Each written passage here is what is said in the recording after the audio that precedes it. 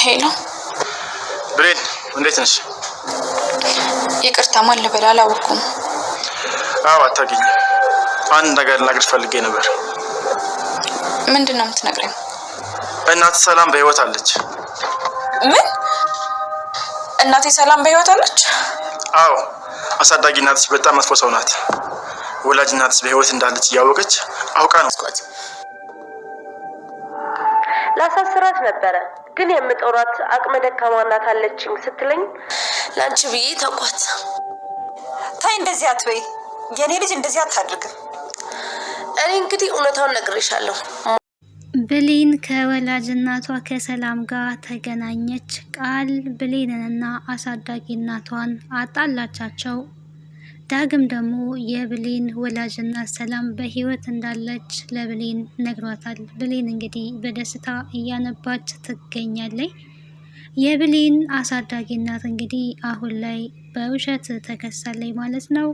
ከዚህ በፊት ብሌንን እናትሽ በህይወት የለችም ብላ የዋሸቻትንም ሚስጥር ሳሚ ለአሳዳጊዋ እናት ነግሮ እናትና ልጅን አጣልቶ ይገኛል ማለት ነው። ሰላም ጤና ይስጥልኝ ውድና የተከበራችሁ የቻናሌ ቤተሰቦች እንዴት አላችሁ? በያላችሁበት ሰላማችሁ ይብዛ። ለዚህ ቻናል አዲስ ከሆናችሁ ሰብስክራይብ፣ ላይክ፣ ሼር እያደረጋችሁ ቤተሰብ እንድትሆኑ በአክብሮት ጋብዛለሁ። ቪዲዮን ስጀምሩ በላይክ ጀምሩ። ስለምታበረታቱኝ አመሰግናለሁ። አደራ የሚለውን ድራማ ወደ እናንተ ይዤ መጥቻለሁ። በመግቢያው ላይ እንግዲህ እንደተመለከትነው ቃል የብሌን አሳዳጊ እናቷ ስትደውል የብሌንን ስልክ በማንሳት ስለ ብሌን መጥፎ ነገር እየነገረቻት ነበረ። እሱ ደግሞ ምንድነው ብሌን አሁን ምግብ እየሰራች ነው፣ ስትጨርስ ትደውልልሻለች፣ ወጥ እየሰራች ነው ያለቻት። የብሌን አሳዳጊ እናት ደግሞ ብሌን ልጆችን እንደምታስጠና ነበረ የምታውቀው። ነገር ግን የምን ወጥ ነው የምትሰራው? ልጄ እኮ ስራዋ ልጆች ማስጠናት አይደለም እኔ ስትል እንግዲህ ኧረ ልጅሽ የቤት ሰራተኛ ናት ነው ያለቻት። ይህንን አጋጣሚ በመጠቀም እንግዲህ ሌላ ውሸትም ጨምራላታለች ማለት ነው። ልጅሽ ባለጌ ናት፣ የቤቱን እቃ እንዳለ ዘርፋ ከጎረምሶች ጋር ተመሳጥራ ይዛ ልትወጣ ስትል ደርሼባት ነው ወደ ቤት የተመለሰችው። ለፖሊስ ያላስያዝኳት አንቺ እናቷን ብዬ ነው። ታማሚ እናት አለችኝ፣ በካንሰር የታመመች፣ እሷን ነው የምረዳው፣ እሷን ነው የምጦረው ስላለችኝ ለዛ ነው እንጂ ብሌን በጣም መጥፎ ልጅ ናት፣ እንዴት አድርገሽ ነው ያሳደግሻት? በማለት እንግዲህ ይህን ሁሉ ውሸት ደርድራላታለች ማለት ነው። የኔ ልጅማ እንደዚህ አታረግም፣ የኔ ልጅ ስራዋ ልጆች ማስጠናት ነው፣ አስጠኝ ናት እንጂ የቤት ሰራተኛ አይደለችም ብትልም ቃል ግን የውሸት ወሬ በመደርደር እናትና ልጅ እንዲጣሉ አደርጋለች ማለት ነው። የካንሰር ታማሚ እንደሆኑ ደግሞ ሰምቻለሁ፣ ለዛም ብዬ ገንዘብ ሰጥቻታለሁ፣ እግዚአብሔር ይማሮት በማለት ሌላ ውሸትም ጨምራ ትናግራለች። ይህንን የሰማችው የብሌን አሳዳጊ እናት ምንም አይነት መልስ መስጠት አልቻለችም። ምን ብላ በድንጋጤ ነው ስልኩን ይዛ የቆመችው የነበረው። ስልኩ ከተዘጋ በኋላ እንግዲህ መልሳ ስልኩን አስቀምጣ ቃል ያለችው ምንድን ነው? እስኪ እናትሽ እኔን ነው ወይስ አንቺን ነው የምታምነው ብላ እንግዲህ ብሌን የዋሸቻት አንድ ነገር ነው እናቷን። እሱም የቤት ሰራተኛ መሆኗን ነው የዋሸቻት። የልጆች አስጠኝ ነኝ ነው ያለችው።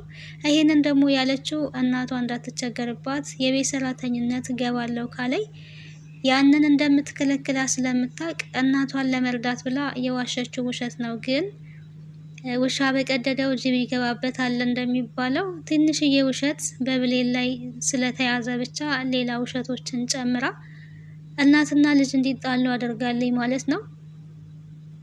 ብሌን እንግዲህ ስራዋን ጨርሳ ስትመጣ ስልክ ደውላልሽ ነበረ እናትሽ፣ ስለዚህ ደውለሽ አውሪያት ነው ያለቻት። ደውለሽልኝ ነበረ ሄሎ ስትላት፣ ልጄ ምን ብበድልሽ ነው? ምን ባደርግሽ ነው እኔን የምትዋሽው? ስራሽ ምንድን ነው ብላ የጠየቀቻት ማለት ነው። ስራሽ ምንድን ነው? አሁኑኑ ምንም ነገር ሳትዋሽኝ እንድትነግሪኝ እፈልጋለሁ ነው ያለቻት። ስራዬማ ያው የምታውቂው ነው፣ የልጆች አስጠኝ ነኝ ብዬሽ አይደለ ስትላት፣ አይ አይደለም የቤት ሰራተኛ ነሽ ንገሪኝ ያለቻት። ምንም ሳትዋሺ ስትላት እንግዲህ መዋሸት አልፈለገችም፣ ነገረቻት ማለት ነው። አዎ የቤት ሰራተኛ ነኝ፣ የቤት ሰራተኛ ብሆን ምን ችግር አለው እማን ያለቻት። እኔ ከስራሽ አይደለም ችግሬ፣ ግን ለምን ተዋሻለሽ? ጭራሽ በእኔ ስም ትነግጃለሽ? ምን በድዬሻለሁ? ምን አድርጌሻለሁ? እንዴት የካንሰር ታማሚ ናት ያለሽ? የሁለት ወር የቤት ኪራይ ስለከፈልሽልኝ ታማሚ ናት ብለሽ ትያለሽ? በእኔ ስም ገንዘብ ትሰበስቢያለሽ ነው ያለቻት ብሌንን። ብሌን ይህንን ስትሰማ እንግዲህ እንባ ነው የቀደማት። እንደምታውቁት ብሌን ውስጧ በጣም የተጎዳ ስለሆነ ሰው የሆነ ነገር ሲናገራት ቀድሞ የሚፈሰው እንባዋ ነው ማለት ነው። ውስጣቸው በጣም የተጎዳ ሰዎች ስሜታቸውን የሚገልጡት በእንባቸው ነው። ተናግረው ማሳመን አይችሉም እና ቶሎ ብለው እንባ ይቀድማቸዋል። እና ብሌን ዝም ብላ ነበር ስታለቅስ የነበረው። ከዛ እንግዲህ ቀጥታ እያለቀሰች ባለችበት ሰላም ትመጣለች። ሰላም ስትመጣ ምን ሆነሻል ብሌን ስትላት፣ እንዴት እኔና እናቴን ታጣያለሽ? የሁለት ወር የቤት ኪራይ ስላስከፈልኩሽ፣ ችግሬን ስለነገርኩሽ፣ እኔ እኮ በጣም ነበር የምወድሽ፣ እንደ እናቴ ነበር የማይሽ። እኔና እናቴን እንዴት ታጣያለሽ? መቼ ነው እኔ እናቴ የካንሰር በሽተኛ ነች ያልኩሽ ነው ያለችው። እሷ ግን የመሰላት አሰሪሽ ነግራኛለች፣ እንደዛ ብላኛለች ስላለቻት ሰላም ነበር ያለች የመሰለቻት። ግን ውሸቱን ያወራችሁ ቃል ናት። ቁጭ ብላ ትስቃለች እሷ ማለት ነው። አዳ ልጅ ምንድን ነው የምትይው? ምን ሆነሻል? ተረጋጊ፣ ነይ ቁጭ በይና እናውራ ስትላትም ልትሰማት ፈቃደኛ አይደለችም። ወታ ነበረ ወደ አሳዳጊ እናቷ ሄደችው። አሳዳጊ እናቷ ጋር ስትሄድ እንግዲህ አሳዳጊ እናቷ በጣም ተቀያይራባታለች ማለት ነው። ይቅርታ እማዬ ብትላትም ይቅርታዋን መቀበል አልወደደችም። ተነሺ ከላይ ላይ፣ ምን አድርጌሻለሁ? እንዴት በእኔ ላይ ታሟረቻለሽ? እንዴት እኔም በሽተኛ ነች ብለሽ ገንዘብ በእኔ ላይ ትሰበስቢያለሽ ነው ያለችው። ብሌን እንግዲህ ምንም በማታውቀው ነገር ከአሳዳጊ እናቷ ጋር በዚህ ምክንያት ተጣልታለች። ሌላ ደግሞ ዳግም እንግዲህ ፍላሹ በኃይሉ እጅ ገብቷል። ፍላሹን ደግሞ እንግዲህ ለብሌን ዳግም ሰጥቷት ነበረ። ፍላሿን መኝታ ክላስ አስቀምጣው ነበር። ከመኝታ ክላስ ወስዳ አባትም ደግሞ ቃል እንዳለ ዶክመንቶቹን ገልብጣለች። ቃል እንግዲህ ፍላሹን ወስዳ ዶክመንት ገልብጣለች ማለት ነው። ብሌን ደግሞ ስትፈልግ ፍላሹን ማግኘት አልቻለችም። በኃይሉ እንግዲህ ፍላሹን አግኝቻለሁ ሰጥሃለሁ ነበር ያለችው። ስትፈልግ ልታገኘው አልቻለችም።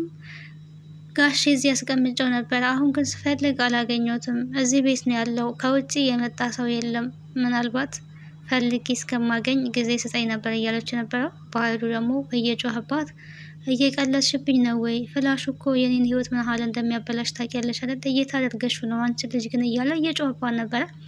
ቃል ግን እንግዲህ ኮፒ አድርጋ እየሳቀች አቶ በኃይሉ እንደዛ እንደተጫወትክብኝ በጥፊ እንደመታኸኝ አንተን በቁጥጥር ስር የሚያውል ፍላሽ በእጄ ገብቷል፣ ዶክመንቱ ሁሉም ኮፒ ተደርገዋል በማለት ኮፒ አድርጋ ከጨረሰች በኋላ እንግዲህ ከብሌን ጋር የተጨቃጨቀ ባለበት ሳት ላይ ከክላሷ ይዛ ወጥታ ፍላሹ ግቢ ውስጥ ወድቆ ነው ያገኘሁት፣ እቺ ገረድ ስትዝረከረክ ጥላው ነው መሰለኝ ይሄው ብላ ሰጥታለች። በኃይሉ እንግዲህ ፍላሹን ይዞ በደስታ ሄዷል። ፍላሹ እንደተገኘም ደውሎ ለሳሚ ነግሮታል ማለት ነው። ሳሚ እንግዲህ በጣም ነው የደነገጠው፣ ምክንያቱም ሀሳቡ አልተሳካለትም። የሳሚ ሀሳብ እንግዲህ ፍላሹን በቁጥጥሩ ስር አውሎ በኃይሉን እና ሌሎች ወንጀለኞቹን በተለይ በኃይሉን እሱ የተቀመጠበት ቦታ ላይ መቀመጥ ነበረ የሚፈልገው፣ አልተሳካለትም ማለት ነው። ዳግም እንግዲህ ለብሌን የመለሰላት ብሌን በሱ ምክንያት ስለተሰቃየች ብዙ ዋጋ እየከፈለች ስለሆነ እኔ እናቴን በሌላ መንገድ አገኛለሁ ብሎ አስቦ ነው። በእርግጥ እናቱን አላገኘም። ይሄን የሰማ ሳሚ እንግዲህ በጣም ተናዶ ወደ ዳግም ይደውላል። ዳግም ጋር ደውሎ ምንድን ነው ያለው? ፍላሹ አቶ በኃይሉ እጅ ገብቷል። ለዚህ ለሰራው ስህተት ደግሞ እናት ዋጋ ትከፍላለች። በአንተ ስህተት ይሄ ፍላሽ መመለስ አልነበረበትም። እኔ እቅዴን ሁሉ ለዘመናት ስጠብቀው የነበረውን እቅድ ነው ያበላሸብኝ። ስለዚህ ቅጣቱን እናትህ ናት የምትቀበለው ብሎታል። ፍላሹን እኮ ቢወስደውም ኮፒው እኔ ጋም አንተ ጋም አለ። በዛ በኃይሉን መቆጣጠር የፈለግከውን ነገር ማድረግ ትችላለህ ቢለውም ፍላሹ ላይ የኔም ጥፋት እኔ የሚሰራውት ወንጀሎች አሉ። ስለዚህ እንደዛ ማድረግ አልችልም። እናትህ ጋ ነው የምደውለው፣ ቅጣቱን እናትህ ትቀበላለች፣ እሱን የምታየው ይሆናል ብሎ እንግዲህ ወደ እናቱ ነው የደወለው። እናቱ ደግሞ ገነት ናት።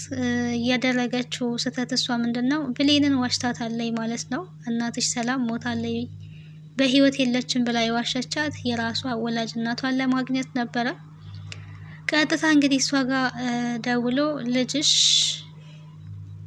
ያልመጣው በራሱ ስህተት ነው፣ ፈጽም የተባለውን ጉዳይ አልፈጸመም፣ ስለዚህ የእሱን ጥፋት ደግሞ አንቺ ዋጋ ትከፍያለሽ ብሎ ነበር ያስፈራራት። ወዲያው የብሌንን ስልክ ከቃል ተቀብሎ ብሌን ጋር ደውሎ እንግዲህ የብሌን አሳዳጊ ውሸታም እንደሆነች ሰላም በህይወት እንዳለች የብሌን እናት ነግሯታል። ይህን ስትሰማ እንግዲህ ሰላም እናቴ በህይወት አለች ነው ያለችው። አዎ እናትሽ በህይወት አለች፣ አሳዳጊ እናትሽ ግን ውሸታም ናት፣ በጣም መጥፎ ሰው ናት፣ ዋሽታሻለች ብሎ እንግዲህ ብሌን ከአሳዳጊ እናቷ ተጣልታለች ማለት ነው። አሳዳጊ እናቷ መጀመሪያ ላይ ልጄ ለምን ትዋሽኛለሽ ብላ እየተጣላቻት ነበረ።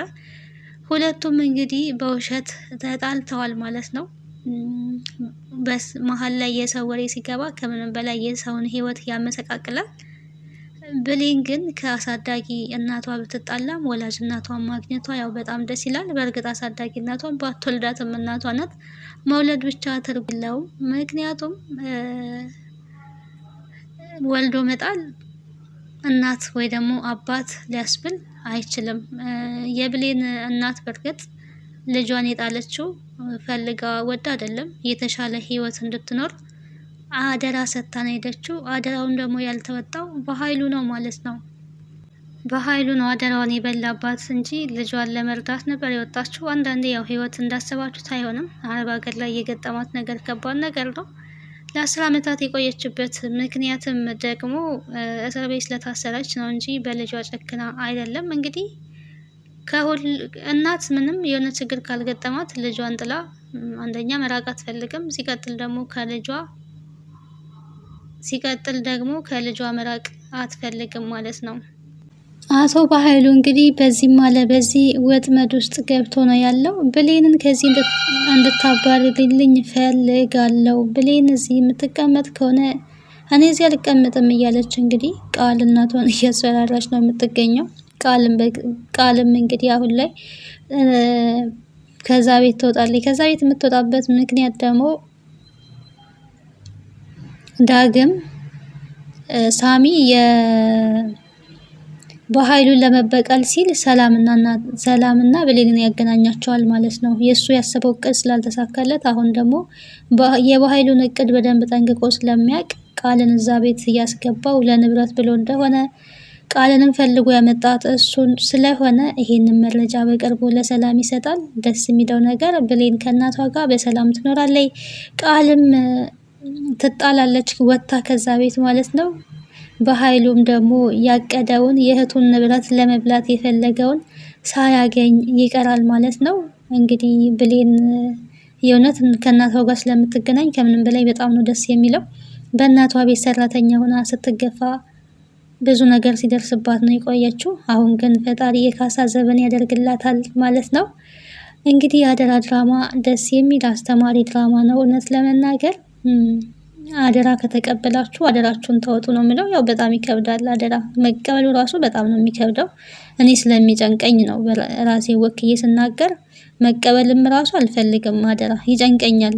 የሰው የሆነ ነገር እኔ ጋር ካለ እስከምመልሰው በጣም ነው የሚያስጨንቀኝ፣ እንቅልፍ ነው የሚነሳኝ። እና አደራ ከተቀበልን አደራችንን በአግባቡ መወጣት አለብን እላለሁኝ። ስለነበረን ቆይታ አመሰግናለሁ። ባይ ባይ።